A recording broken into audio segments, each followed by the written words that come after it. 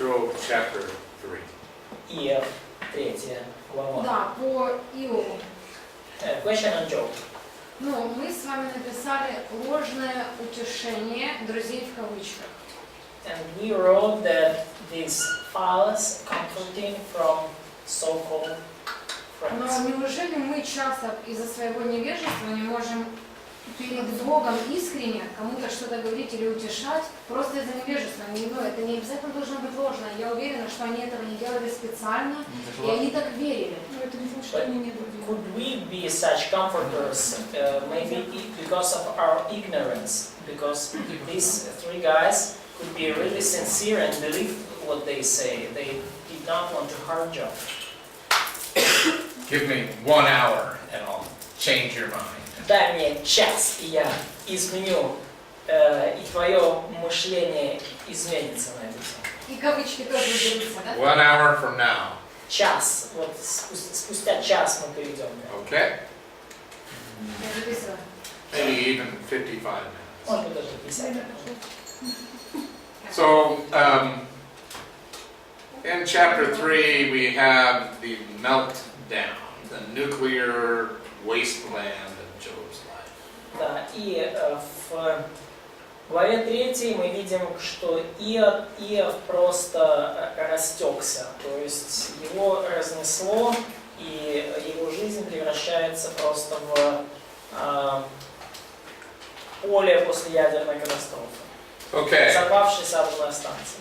let's all share our birthdays. I'm July 21st. Давайте расскажем, у кого какой день рождения. Виталий У меня 1 Манишев. июля.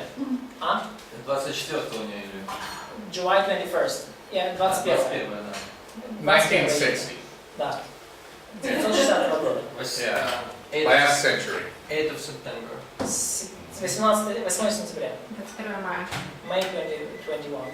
May 21. 6 декабря. Еще раз? 6 декабря. December 6. 21 марта. March 21. 12 декабря 1990 год. December По Рождеству 21, Христову. 1990 from Anno Domini. Oh, AD. Oh, okay.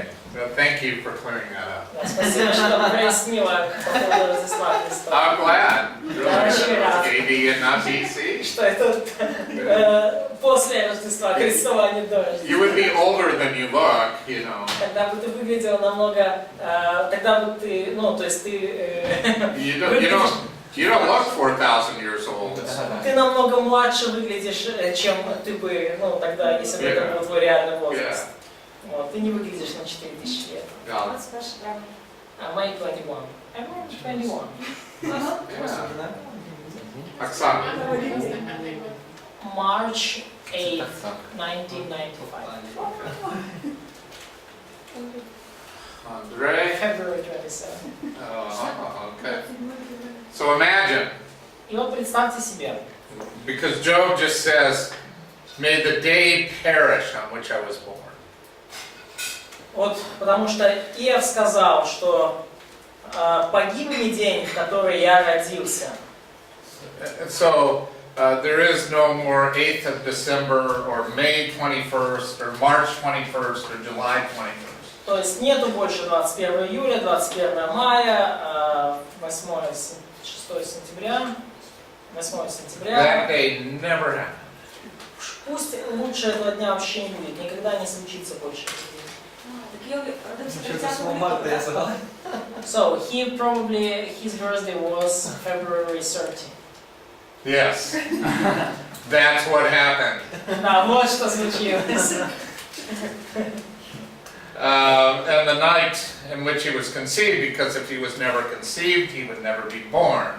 И погибнет день, в который родился, и ночь, в которую сказано зачался человек. Ну, иными словами, ночь, в которую я был зачат. Да? Если бы он не был зачат, то он бы никогда не был рожден. Yeah. So that would be Song of Solomon kind of teaching. So we'll Да. pass that by. Но мы пропустим эту тему, потому что тогда уже будет тема как песни песней. Учение песней по Соломону. Let's see. He says, "May the day be darkness." День тот да будет тьмою, 4 стих. May God not seek it. Да не взыщет его Бог свыше. nor the light shine upon it. или не воссияет над ним свет. May darkness and the shadow of death claim it. Да омрачит его тьма и тень смертная. May a cloud settle on it, Да обложит его туча, and the blackness of the day terrify it. да страшатся его, как палящего зноя. As for that night, may darkness seize it. Ночь-то да обладает ее мрак, May it not rejoice among the days of the year. да не сочтется одна в днях года, May it not come into the number of months. да не войдет в число месяцев. Now, he says, may that night be barren, may no joyful shout come into it. И в 7: «О ночь-то, да будет она безлюдна, да не войдет в нее веселье». I wish I had never been born. I wish I'd never been conceived. I wish the day had never happened. I wish the night had never occurred. То есть он говорит: я бы хотел никогда не рождаться, я бы не хотел никогда быть зачатым, я бы не хотел, чтобы этот день наступил, и никогда я бы не хотел, чтобы это ночь. Because if I had never come into existence, I would not have experienced this pain. Потому что если бы я никогда не существовал, то я бы и не пережил вот эту боль. So then he chooses the most courageous men he can think of. И он далее выбирает самого смелого человека, о котором он только может подумать. Those who are ready to arouse Leviathan. Человека, который способен разбудить Левиафана. And so they're going to go out in a little boat and tease Leviathan up and fight him, the great whale. То есть они, люди, которые способны выйти в маленькой лодке в море и поражать Левиафана, большого кита, и сражаться с ним. Or some creature of the sea that were, Или it's really terrible. какое-то другое из морских чудовищ, которые по-настоящему страшны и ужасны. So we'll take the most courageous men we know and they will be able to rip this day out of the calendar. И вот мы вот таким образом, он говорит о таких самых смелых людях, которых только можно представить, и говорит, что пусть, вот лучше, пусть бы такие люди, они просто стерли этот день из календаря. Instead of the sun rising on that day, И да померкнут звезды и рассветы ее. there's only darkness. Пусть, да, и пусть будет только тьма. Because this day didn't stop my mother from giving birth to me. Потому что этот день, 10 стих, он не остановил мою мать от того, чтобы она родила меня. So I've experienced this sorrow. И из-за этого я сейчас переживаю такую скорбь, такую горесть. Or maybe if I was born, I could have just died at birth. Но может быть даже если бы я родился, то я бы мог умереть при рождении. But instead I was born Но вместо этого я родился and nursed by my mother, и был вскормлен моей матерью. and so I lived to see this terrible time in my life. И вот я живу сейчас и переживаю это жуткое время в моей жизни. Then I would just be in Sheol with the kings and counselors of the earth, И вот если бы всего этого со мной не случилось, то я бы теперь, or with wealthy то princes, есть если бы наоборот я не родился или умер при рождении, я бы теперь лежал с царями и советниками земли, с богатыми князьями. or why wasn't I just hidden away like a stillborn child? Или почему я просто не скрыл, то есть не оказался скрыт просто от земли, как выкидыш сокрытый, как младенец, который не родился. То есть родился, но не And be in Sheol with all the wicked and the prisoners. И почему я я бы тогда находился в Шеоле вместе со всеми беззаконниками и всеми теми, кто там томится. And then verse 20 asks this key question in the book of Job. И вот 20 стих 3 главы – это ключевой вопрос книги Иова. Why is light given to him who is in misery, На что дан страдальцу свет, and life to the bitter of soul, и жизнь огорченным душой, who long for death, but it does not come, которые ждут смерти и нет ее, and search for it more than hidden treasures, и которые вырыли бы ее охотнее, нежели клад, who rejoice exceedingly and are glad when they can find the grave. которые обрадовались бы до восторга, восхитились бы, что нашли гроб. Why is light given to a man whose way is hidden and whom God has hedged in? На что дан свет человеку, которого путь закрыт и которого Бог окружил мрак? Remember Satan's accusation that God had formed a hedge around him and protected him from all of the griefs of the world. Помните обвинение сатаны, когда тот обвинил, Иова, что тот поклоняется Богу, потому что Бог со всех сторон окружил его и защитил от всего. Стену вокруг него поставил. And now all of the griefs of the world are inside the hedge. Да, а теперь все печали и скорби мира, они вот оказались внутри этих стен, которыми Бог окружил его. So before I eat, I sigh. И перед тем, как я ем, я вздыхаю, 24 стих. My groanings pour out like water. Мои стоны льются, как вода. The thing that I feared so greatly has come upon me, Ибо ужасно, чего я ужасался, то и постигло меня. and what I dreaded has happened to me. Чего я боялся, то и пришло ко мне. You see the parallelism here, Вы видите здесь параллель? right? It's the synonymous parallelism. Есть синонимический параллелизм. Параллелизм здесь, да? Ибо ужасно, чего я ужасался, то и постигло меня, и чего я боялся, то и пришло ко мне. I am not at ease, nor am I quiet. Синонимический параллелизм. Нет мне мира, нет покоя, I have no rest, for trouble comes. нет отрады, постигло несчастье. So Job is really mad. То есть мы видим, что Иов действительно, он уже почти обезумел от горя и от боли. А как можете интерпретировать это место, что типа чего я боялся, то и настигло меня? So how could we interpret this verse 25? What I fear comes upon me and what I dread befalls me. Positive thinking. Yeah.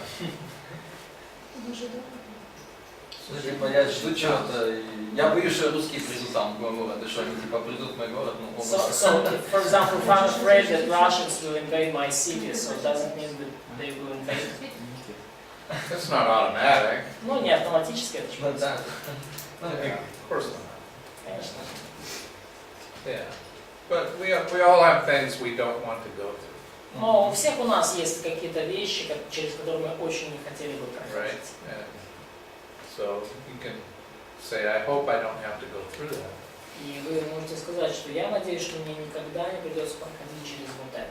But I'm willing. Но я готов. Да, я хотел добавить. Просто я сотни раз слышал, как люди интерпретируют этот стих и говорят, что это причина, почему я страдал. Он боялся, и поэтому это было. So, but I've heard hundreds of times when people interpret this verse like, oh, he was afraid that that will happen with him, and it's kind of negative thinking, and that's already В оправдание happened. того, что не может быть So that was a незаслуженных страданий. That was a reason why he suffered, and because of this, you cannot say about undeserved sufferings. So, what do you think? Что ты думаешь на это? счет?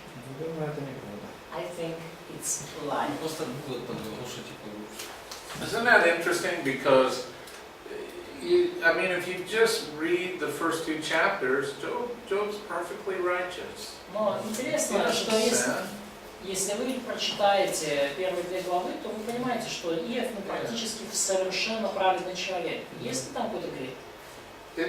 you know, didn't Jesus in the Garden of Gethsemane say, this is going to be hard, you know, if it's your will, save me from this. Не говорил ли Иисус в Гефсиманском саду, что эта чаша, она будет очень сложна для меня, если возможно, то пронеси меня, убереги меня от этого. Okay. So let's start an argument among ourselves. Давайте сейчас поспорим чуть-чуть друг с дружкой. Did God answer Jesus' prayer? Ответил ли Бог на молитву Иисуса? No. Да. Как? Через 3 дня. 3 days later. Good. You guys actually listen sometimes. Да, где-то уже это слышали, походу. Good. It's encouraging to me. Это ободряет. Yeah, he answered Jesus' prayer. Да, Бог ответил на молитву Иисуса. Yeah. Now, let's talk about Abraham. Давайте поговорим про Авраама. Give me 3 promises that God gave to Abraham. Назовите 3 обетования, которые Бог дал Аврааму. Земля, семя, Land, The land, seed, seed, the Blessing. blessing. Okay, so Abraham died. Авраам умер. When he died, did he own the land that God promised him? Когда он умер, владел ли он землей, которую Бог ему обещал? Купил потом. A little bit.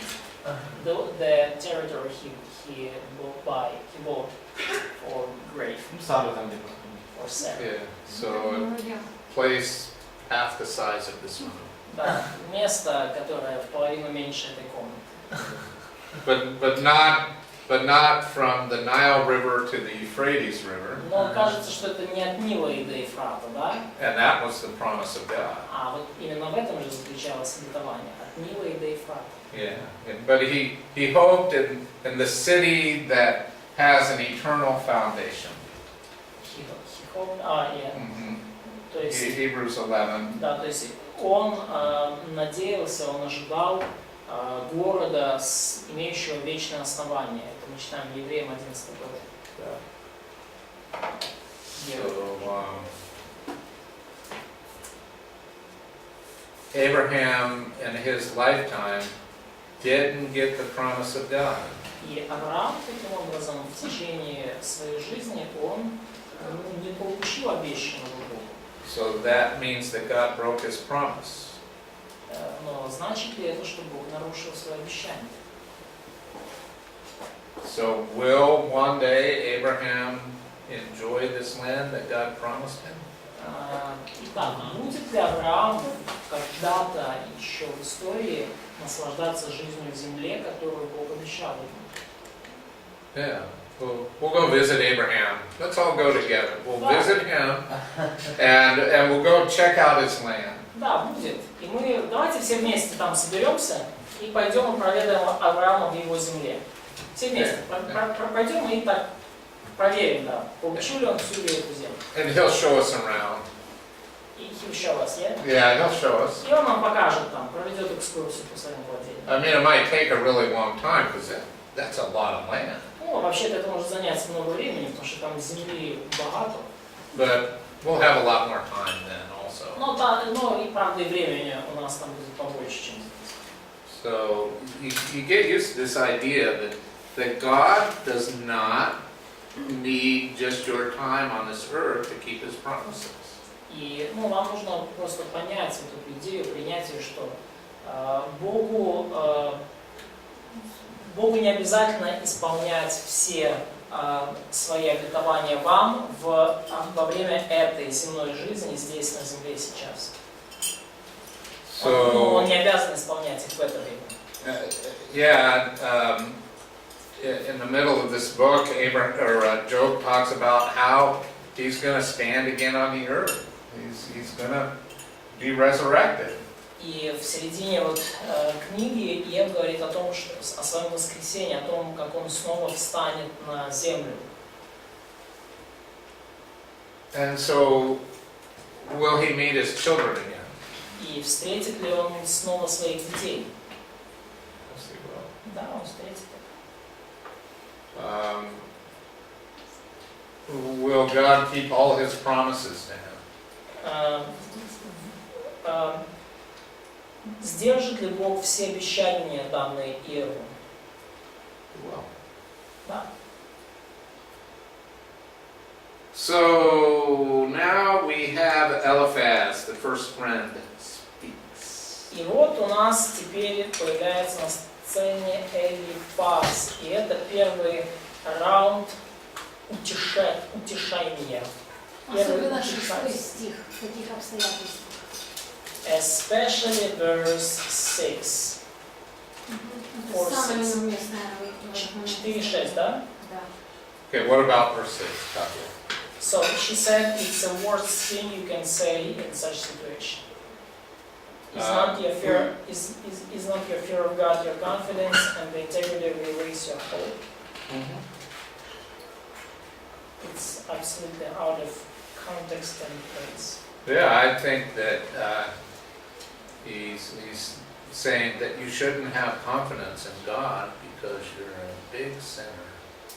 И я думаю, что, он по сути хочет сказать, что тебе не сильно надо надеяться на Бога, потому что ты такой грешник.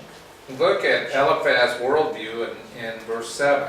Смотрите на взгляд, на мировоззрение Элифаза в 7 стихе. That's his worldview, 100%, right? Это вот 100%, это его взгляд на жизнь. 100% correlation. 100% взаимосвязь греха и страданий. So he's saying in verse 8, you're this one who's plowed iniquity, and so you planted the seeds of trouble, and so now you're reaping that harvest. И в 8 стихе он по сути говорит, что ты сажал нечестие и сеял зло, и теперь ты пожинаешь урожай. He says that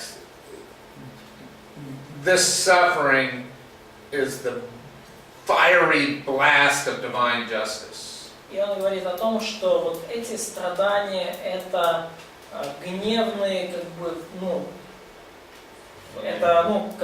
огонь, справедливое возмездие, месть, то есть божественное возмездие, божественная справедливость.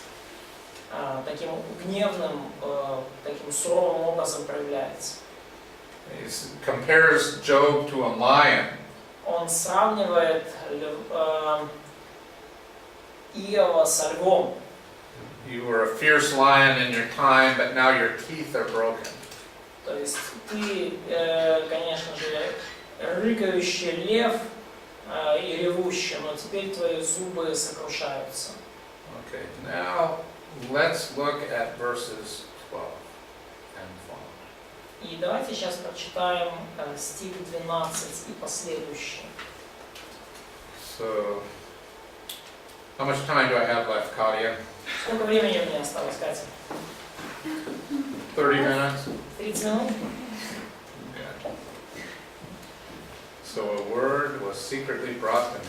И вот ко мне тайно принеслось My слово. ear received a whisper. Ухо мое приняло нечто. And disquieting thoughts from visions of the night.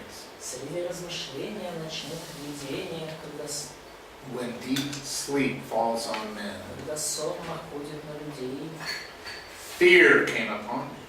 объял меня ужас, And trembling, и трепет потряс все кости мои. which made all my bones shake. И что значит, все мои кости, они аж встряхнулись, да. And the Spirit passed before my face. И дух прошел надо мною. And the hair on my body stood up. Дыбом стали волосы. This is so great. It's like a ghost story right in the middle of Job. Слушайте, это такое повествование, как будто какая-то история привидения, прямо посередине книги Иова. The Spirit stood still, И этот дух, он встал. but I couldn't discern its appearance. Но я не распознал вида его.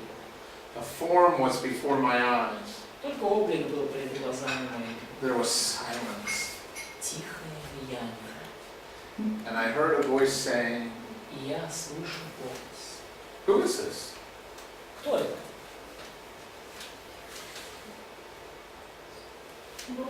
Что попало? Я. Jesus. Ну, Well, that's one theory. Any other theories? Одна теория, политическая. Ну, 18 стих говорит. So, if not God, probably Satan. Shaitan. переживание какое-то мистическое. And some mystical experience. Шайтан. Exactly. Yes, да. He's had a mystical experience where he's met Satan. У него мистическое переживание, мистический опыт, где он встречает сатану. Stay away from mysticism. Держитесь подальше от мистицизма. It's like he was meditating and Satan came to him. Это как будто он занимался медитацией, сидел и к нему явился сатана. So let's analyze the content of what the Spirit says to Eliphaz. И давайте посмотрим, так сказать, что же конкретно сказал этот дух Элифазу. Содержание, контент. First question. Первый вопрос. Can a mortal be more righteous than God? Человек праведнее ли Бога? Can a man be more pure than his Maker? И муж чище ли Творца своего? So, just questions. Let's answer them. Вот такой вопрос. Давайте на него ответим. Probably not. Okay, let's go through the history of human beings. Хорошо, давайте проследим историю человечества. He says in verse 17, В стихе 17 он говорит,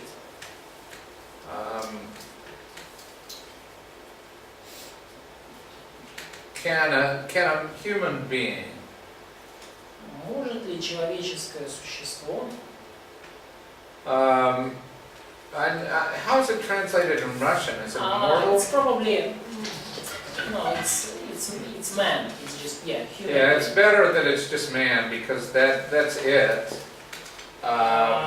So, and there is probably a difference between our translations because in Synodal it's like, can a man be more righteous than God, and can a man be more pure than his creator, which is different So, than these are, how do you say, they're kind of, there's not many words here in Ну, Hebrew. на самом деле в еврейском вообще в 17 стихе этом вопросе там не так уж и много слов. The man from his God righteous. Человек от его Бог праведность. There's just not a lot of words here. Маловато слов вообще-то. And he's kind of saying, is it possible for a man to be righteous? Да, то есть он по сути говорит, что, вот только в современном переводе сказано, может ли человек, быть праведен перед Богом. This is good. We can talk about translation a little bit. Хорошо, поговорим минуточку о Clear this переводе. out. So here's verse 17. И вот стих 17. This right here. Вот здесь. Inseparable preposition. Неотделимая приставка, неотделимый предлог. Da, Да? ma, just inseparable.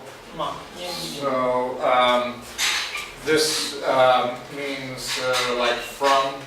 Ну, и это означает буквально от. From. All right. От из. Sometimes this indicates comparison. И иногда это указывает на сравнение. So it's saying is a man, from his God. So you see L here. То есть вы видите здесь O L, his. O God. здесь, да, то есть Бог. То есть может ли человек от своего Бога, But it could also be, can a man be righteous from his God? Like но God также, is the source of righteousness. также мы можем перевести это как, может ли человек быть праведен, как и Бог? You don't have to take this as a comparative, you can take it as a source. То есть, предполагая, что Бог это источник праведности. То есть вы можете это как читать как сравнение, вы можете читать это как, ну, как источник. And from the one who made him, И да, далее насчет, да, перед Создателем и от Создателя своего, can he get purity? может ли он получить чистоту?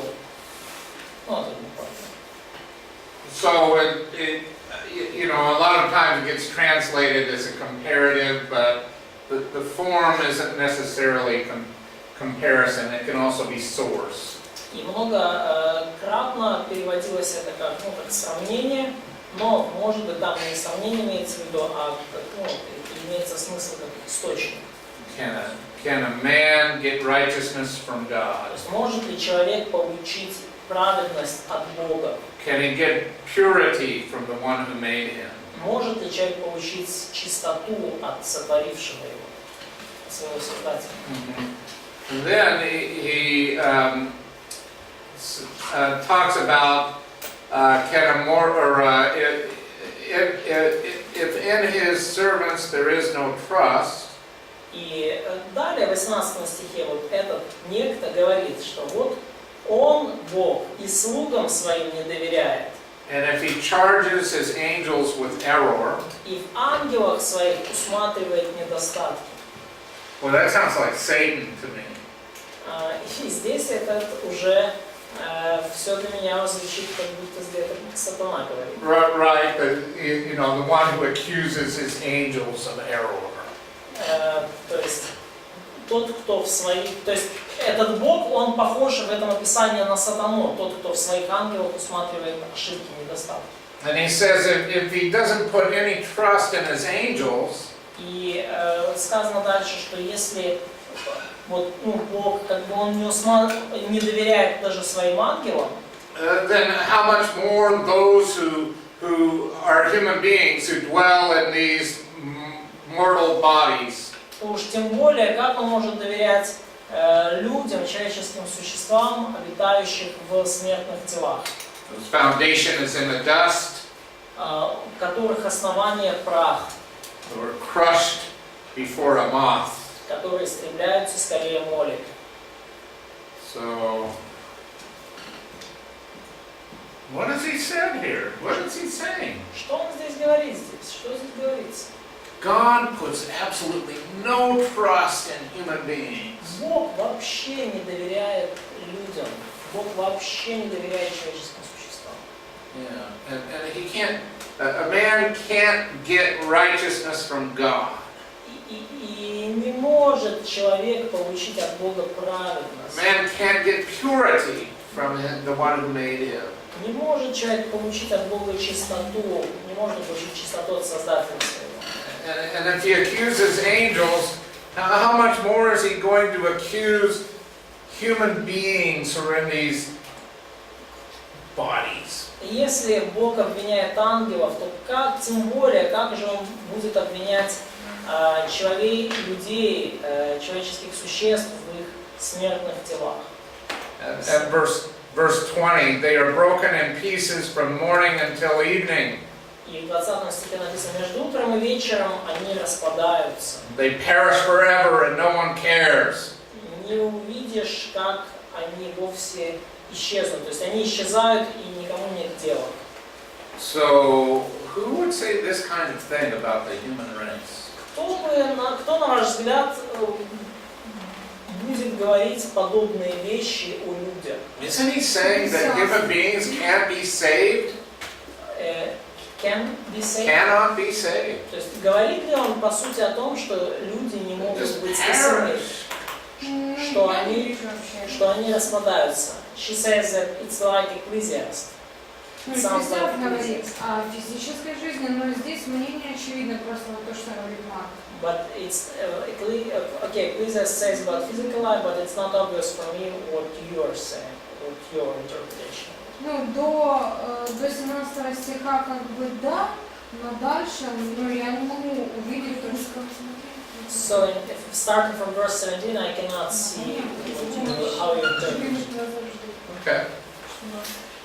So he starts out by saying that you cannot get righteousness from God. То есть начинает он в 17 стихе, говоря по сути, то есть, Ну, это что правда. человек не может получить праведность от Бога. And Нет, здесь не так сказано. Сказано, человек праведнее Бога. А мы об этом говорили, когда трактовали Он еврейский. сказал, что можно и так, и так. and yet God is the only source of righteousness. Oh, I'm sorry. Tell me what did she say? Ну, здесь She used to, to hold on this weird Russian translation, which says, "Could man be more righteous than God?" So, and could man be more pure than his creator? Which is not, it's a different sense. Uh-huh. So, речь, can I explain something? Да, of course. Значит, здесь два варианта, да, то есть два варианта, исходя из еврейского толкования. Первый вариант, что может ли человек, быть таким же праведным, да, может ли смертный быть пред Богом праведен, а человек перед Создателем чист. Это тот вариант, который в современном переводе, да, то есть может ли человек сравниться в своей праведности с Богом, да, или в своей чистоте. Второй вариант, который из еврейского, который разбирали, да, может ли человек получить праведность, исходящую от Бога, то есть Бог как источник праведности. Может ли Бог получить чистоту от Бога? Подразумевая, что Бог источник чистоты. То есть вот в этом состоит вопрос 17 главы. Let's just go through it again. Хорошо, давай еще раз через это пройдем. Maybe look at a couple of possibilities here. Давай вот еще несколько возможностей. Let's be fair. Давайте будем честными и открытыми. So let's start with the two possibilities about verse 17. Давайте начнем с двух возможных толкований стиха 17. I think the language will allow us to say that it's either A or B. Я думаю, что язык оригинала позволяет нам выдвинуть два варианта, А и Б. Either A, it's comparative, Первый вариант сравнительный, сравнение. or B, it's the source. Второй вариант, что как связано как с Богом, как источником чистоты и праведности. То есть может ли человек получить... Let's think about it. Fair enough, right? Да, достаточно ясно. The me and the ma inseparable preposition Вот это, can be either one. то есть вот это ма или ми, неотделимая приставка, может означать либо то, и другое по сути. Fair enough? Честно? Yeah, the language will allow for either. Язык оригинала нам позволяет и ту, и другую трактовку. Okay, that's good. Хорошо. So, let's ask the question, can a man be more righteous than his maker? Хорошо, зададим такой вопрос. Может ли человек быть более праведен, чем его Создатель? Why would he say more? Но зачем он говорит более праведен, чем Создатель? Can we have the righteousness of God? Можем ли мы получить праведность от Бога? I think we can, thanks to Jesus. Да, я думаю, что мы можем. Спасибо за Иисуса. It's the same righteousness as God. И это та же праведность, которая есть у Бога. It's God's righteousness that's imputed to us because we believe. Божья праведность, которая вменяется нам, поскольку мы верим.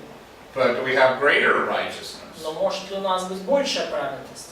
Но я понимаю, здесь имеется в виду, может ли человек праведнее Бога, то есть если я оцениваю Бога, что Он делает что-то неправильно, и как бы, не смиряюсь, то... Катя, ты смотришь на синодальный перевод. Да. Мы уже 10 минут говорим о еврейском Я это оригинале. слышу, я это Да. знаю, да. И что? Вот, ну, может, то есть, Но русский перевод сейчас выглядит... Марк задает вопрос, может ли человек быть праведнее Бога и почему автор так пишет? Мгм. Поэтому риторический вопрос. So she understands this like the kind of the rhetorical question: could man be more righteous than God? То есть человек не может быть. Нет, но когда человек оценивает Бога, он себя делает праведнее, чем Бог. So when man tries to evaluate himself and he makes himself more righteous than God. Но So- этого быть не может. Yeah, like then when man is it's arrogant, impossible. he wants to be even more righteous than То есть когда человек заносчив, надменен, и он считает, что он даже более праведен, чем Бог, да? Не, когда человек оценивает, когда человек критикует действия Бога, так что значит человек считает себя праведным. So Не может такого быть. when a person criticizes the God's actions, God's works, and he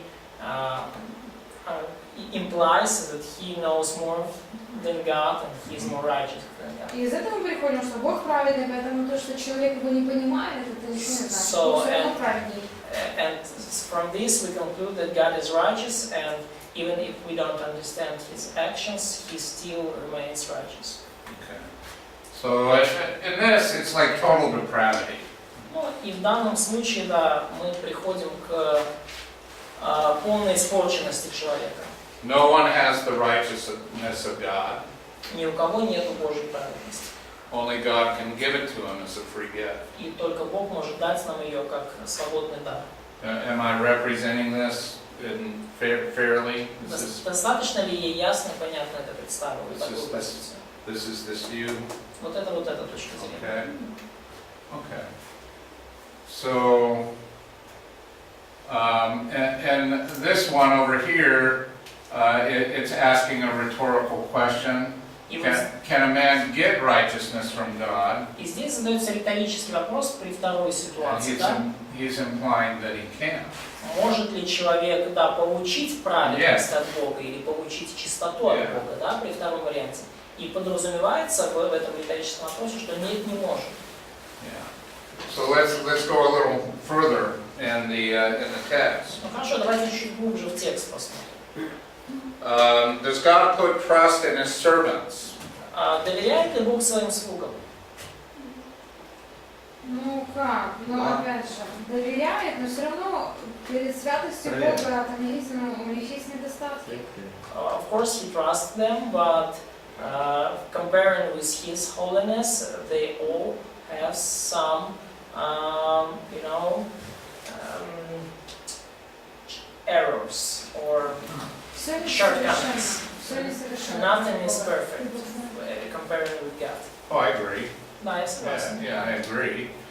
But I think that God does put trust in us. Но я думаю, что Бог достаточно серьезно доверяет даже Paul нам. said he was entrusted with the gospel. И Павел говорит, что он доверил нам Евангелие. So this isn't a universally true statement. He does trust his servants То есть Павел говорит, что он ему доверил Евангелие. И with это, the grace that he gives them. и это универсальная истина, да, что Бог доверяет своим творениям,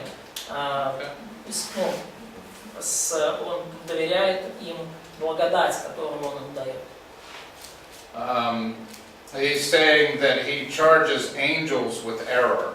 И сказано дальше, что Бог якобы обличает ангелов, там, в современном уличает в безумии, а в синодальном он усматривает в ангелах своих недостатков.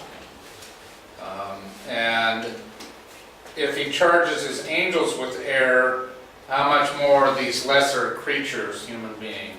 Ну, и подразумевается, что если он в ангелах своих усматривает недостатки, то уж тем более в низших по статусу творениях людях. I think that verse 19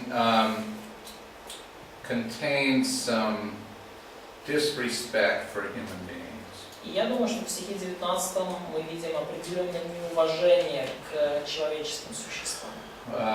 They die quickly. Они умирают быстро. You know, they're just made of dust.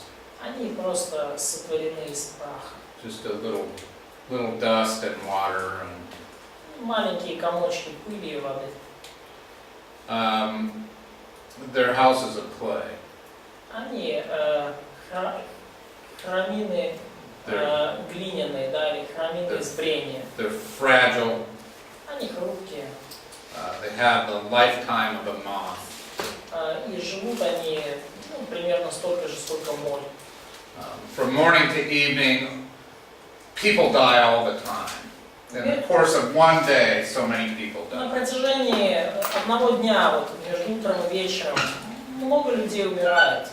Постоянно умирают люди. And then they're permanently gone and no one cares. И потом они исчезают совершенно, и никому до этого нет дела. Is this true, verse 20? Верно ли это, да? Вот стих 20.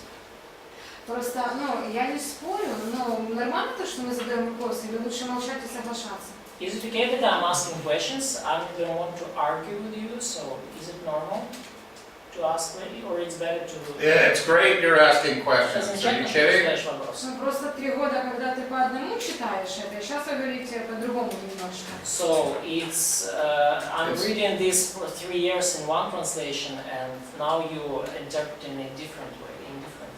Okay, so it's iron sharpens iron. Это в притчах описано как железо острит.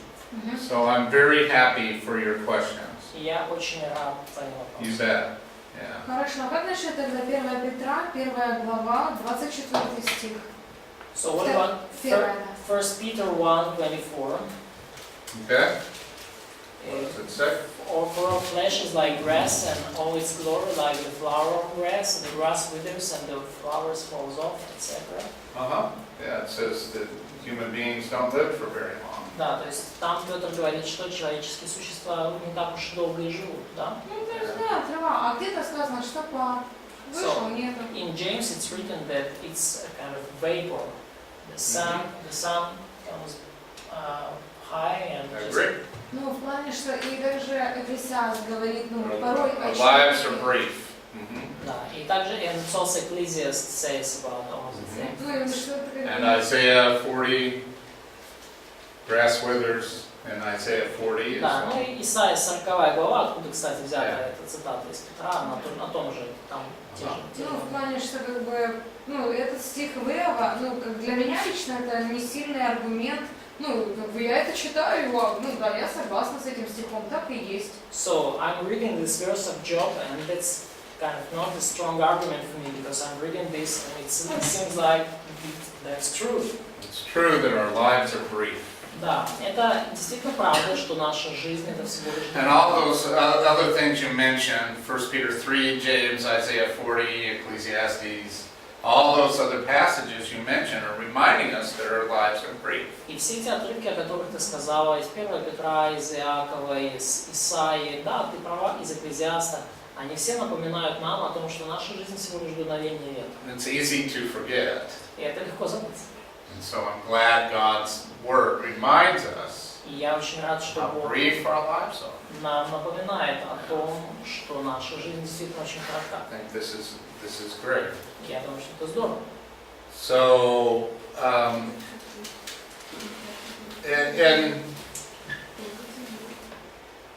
in verse 20, И в стихе 20 we're reminded that many people die every day. Есть напоминание о том, что многие люди умирают каждый день. And that's it. They're gone forever. И все. И они исчезают навсегда. And no one cares. И вот это не увидишь, да, то есть, вот в английском, по крайней мере, переведено как незаметно, да, то есть никому до этого нет дела. Они исчезают незаметно, да, не увидишь как. То есть никому нет дела, да, не заметишь, как они исчезнут со временем. I read this and I get the feeling that these things are pretty much true, but the one who is speaking them is angry and bitter about it. И я читаю это, и меня не покидает чувство, что да, эти истины сами по себе, может быть, и верны, но тот, кто это говорит, он находится в состоянии горечи, ожесточения и гнева по данному поводу. Yeah, this is an angel saying these То things, есть ангел говорит все эти вещи. right? Да? Yeah, Дух, да. Duke, spirit, but I think angel. Ладно, я думаю, что Yeah, Да. ангел fair enough. достаточно. So I think an angel has come and spoken to Eliphaz, Я думаю, что ангел явился и говорил Елифазу. but I think that he's speaking in bitterness. Но я думаю, что он говорит в состоянии ожесточенности и горечи. And so this is just the impression that I get. И вот это то впечатление, которое на меня производит. It's an angel reminding Eliphaz of the shortness of human life and the permanence of death. И ангел напоминает Елифазу о краткосрочности человеческой жизни и о том, что смерть это навсегда. And that you can't get righteousness on your own. И что вы не можете сами получить праведность. I think that you could read this message into this. И я думаю, что вот это послание можно отсюда вычитать. Савелий's question. Yeah. А тут по тексту впечатление такое, что непосредственно вот этот ангел говорит только в 17 стихе, а дальше с 18 это уже интерпретация самого Елифаса. So there is an impression from text that angel says only in verse 17, and later it's just an Eliphaz interpretation. Почему? Да, почему? Ну потому что здесь вот даже в кавычках. Нет, Because заканчивается 21 Это у вас. Эта глава заканчивается. Это у вас. Кавычка у меня Тут, заканчивается. А у нас нет. речь только в 17 по So тексту. because of this, the quotes, signs, which are just finished on verse 17 in his translation. Yeah, but there are none of those punctuation marks in the Hebrew В text. еврейском тексте нету кавычек. Yeah, so that's up to us to figure out. А как when тогда the определяете, quote ends. где И вот люди определяют, такие же, как ты и мы. и я. смысл? Да, определяем. Вот так и определяют. Но по идее посмотри, ну то есть там до конца главы заканчивается, я думаю. А вторая половина 17 стиха, там такая же схема построения, типа как So источники, in the second half of verse 17, is it the same construction of phrase? Is it parallel about when it speaks about purity? Not right? Yeah, it's with the inseparable preposition. Да, та же самая конструкция с вот этим неотделяемым приставкой, с неотделяемым слогом. Let's step back for a minute and look at the whole chapter. Но давайте, скажем так, сделаем шаг назад, чтобы увидеть лес за деревьями и увидеть всю главу. Okay? What do we know about Eliphaz's worldview? Что мы знаем точно про Элифаза? Это его мировоззрение, его взгляд на жизнь. Is it right or wrong? Верно ли его богословие? Верно ли его мировоззрение? It's not right. Нет. And he makes fun of Job and Job's confidence and trust in the Lord. И он высмеивает фактически Иова, и уверенность Иова, и доверие Иова Богу. You shouldn't be trusting in the Lord because obviously you have some secret sin. Как ты можешь доверять Богу, если у тебя, очевидно, в жизни есть какой-то скрытый грех? You see, you Job, you've sinned and that's why you're suffering. Иов, у тебя грех, ты грешишь, и вот поэтому-то у тебя вот эти страдания. Come on, Job, we know that our lives correlate 100% with our behavior. Давай, Иов, мы же все знаем, что наша жизнь, она на 100% взаимосвязана с нашим поведением, с нашими грехами и праведностью. So, I don't know if, you would have to say that Eliphaz in the first half of the chapter has made a wrong accusation about Job. Я не знаю, говорили мы это, но по сути, в здесь, в 4 главе, Елифаз делает совершенно ложное, необоснованное обвинение в сторону Иова. And then he gets this visit from this angel, and now everything else is true about total depravity. И далее вот он описывает вот это, скажем так, посещение духа его, и, в общем-то, ну там более-менее все правильно насчет полной испорченности грехом. I think he's saying this message I got from the angel is that your only hope for righteousness and blessing is in this life. И я думаю, что ну, то как so that's how he interpreted this message into situation. Yeah, I think Eliphaz is saying, you know, our lives are short, and we go to the grave and perish forever, and you know, so I don't think that Eliphaz is giving him, you know, a message of hope to Job. И по сути, да, передавая это послание ангела, Елифаз хочет сказать, знаешь, Ев, всякое благословение, всякая жизнь возможно только вот в этой земной жизни. Да? Наша жизнь закончится, и мы погибнем, и все, и наша жизнь сотрется. I totally understand what you're saying. И я понимаю, то есть в данном случае... I just think it's unlikely that there's two halves to this chapter, and one half is false and the other half is true. То есть... По сути, послание Елифаза здесь отнюдь не послание надежды. И я понимаю то, что ты говоришь. Но очень маловероятно, что будет вот в одной главе две части, одна из которых ложная, очевидно, а вторая при этом истинная. Yeah. However, all the time Satan mingles truth and error. Но, тем не менее, сатана постоянно перемешивает, переплетает истину с ложью. But how would we unify this chapter?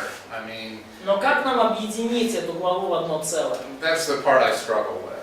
Вот это, как если это, скажем, одно истина, вторая ложь, как это соединить вместе в одной главе? Yeah. Is Eliphaz speaking the gospel to Job? Говорит ли Елифаз Евангелие Иову? Не знаю. Но ведь 5 глава, это что же говорит Елифаз? But the chapter 5, it's also a speech of Eliphaz. Да. Это мощнейшая глава. It's a powerful chapter. Okay, we can talk about that. Да, но можно поговорить об этом. And, when do we stop at? No. Now.